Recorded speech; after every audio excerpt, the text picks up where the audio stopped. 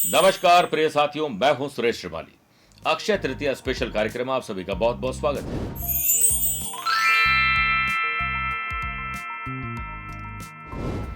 यह एक ऐसा दिन है जो अबूझ मोहरत देता है, यानी इस दिन कोई भी शुभ और मांगलिक कार्य किए जा सकते हैं, खरीदारी की जा सकती है। आज के विशेष कार्यक्रम हम बात करेंगे अक्षय तृतीया पर कौन से शुभ और महायोग बन रहे हैं।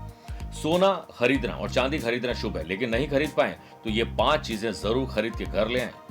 भर जाएंगे धन और अन्न के भंडार और आएगी सुख समृद्धि विशेष उपाय से, और उस उपाय से पितृ दोष भी मुक्त होगा।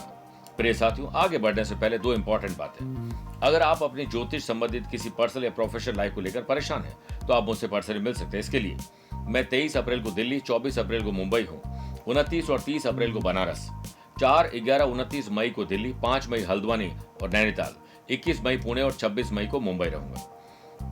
इसके अलावा अगर आप भारत से बाहर रहते हैं तो 6 और 7 मई को काठमांडू, 13 से 17 मई सिंगापुर, 27, 28 मई दुबई, 8 से 30 जून यूएस, कनाडा और यूके की यात्रा पर रहूंगा। दूसरी बात, 19 मई शनि जन्मोत्सव पर मैं आपको जोधपुर आमंत्रित करता हूं विशेष अनुष्ठान में भाग लेने के लिए। गुरु दीक्षा भी प्राप्त करेंगे, जन्म कुंडली का विश्लेषण भी होगा। मेरे प्रिय साथियों, अक्षय तृतीया का मतलब ही है जिसका कभी क्षय न हो, यानी टूटे नहीं। और अक्षय तृतीया पर किए गए दान का फल अनंत गुना बढ़ जाता है। चंद्र गणना में सभी तिथियों का घटना बढ़ना क्षय होना होता है, लेकिन तृतीया तिथि का कभी भी क्षय नहीं होता है। तृतीया तिथि की अधिष्ठात्री देवी मां पार्वती जी है। यदि किसी को अच्छे काम की शुरुआत करने, स्टार्टअप करना, कोई शुभ और मुहूर्त में या मांगलिक कार्यों में अड़चन आ रही है, व्यापार में घाटा हो रहा है, नौकरी में तकलीफ आ रही है, तो उसके लिए इस दिन नई शुरुआत करना शुभ रहता है।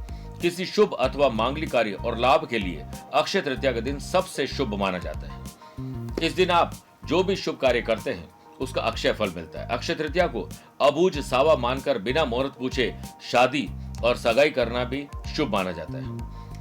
इस बार की अक्षय तृतीया कई शुभ योगों में आ रही है। 22 अप्रैल शनिवार के दिन बन रहे संयोग में इस पवित्र दिन के महत्व को और अधिक बढ़ा दिया है। इस दिन सूर्य मेष में और चंद्रमा वृषभ राशि में रहेंगे, यानी सूर्य और चंद्रमा दोनों उच्च राशि रहेंगे।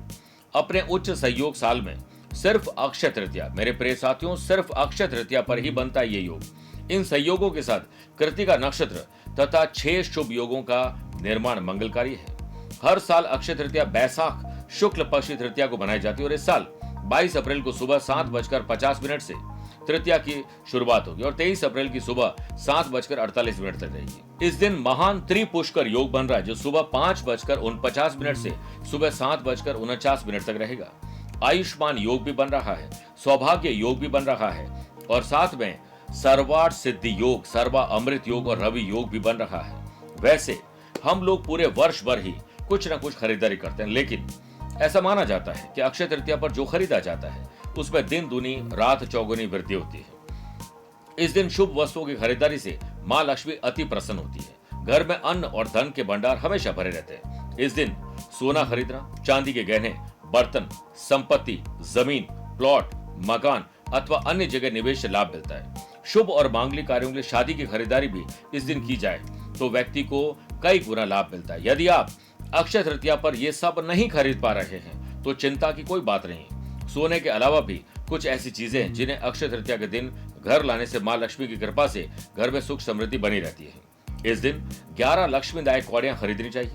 उनका विधिवत पूजन करें, यानी चंदन का तिलक करिए, लक्ष्मी सूक्त और श्री सूक्त का पाठ करिए। मां लक्ष्मी प्रसन्न होकर आपको अन्न और धन का आशीर्वाद देगी। दूसरा, दक्षिणावर्ती शंख को दिव्य और मां लक्ष्मी का भाई और विष्णु जी का साला माना जाता है। इस शंख की उत्पत्ति समुद्र मंथन से हुई थी।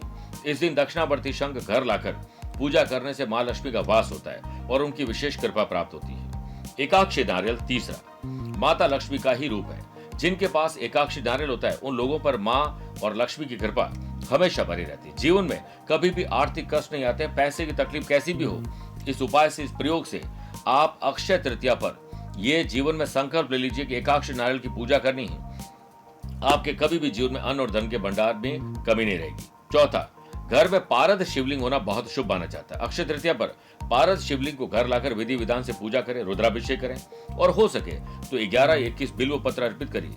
इसे रखने से शिव और पार्वती का और कुबेर देवता का आशीर्वाद प्राप्त होता है। 5वां है क्रिस्टल या स्फटिक का कछुआ। अक्षय तृतीया के दिन इसे खरीदने से आरोग्य की प्राप्ति होती है, यानी आप रोगी नहीं रहते। घर के सदस्यों को रोग कभी घेरता नहीं।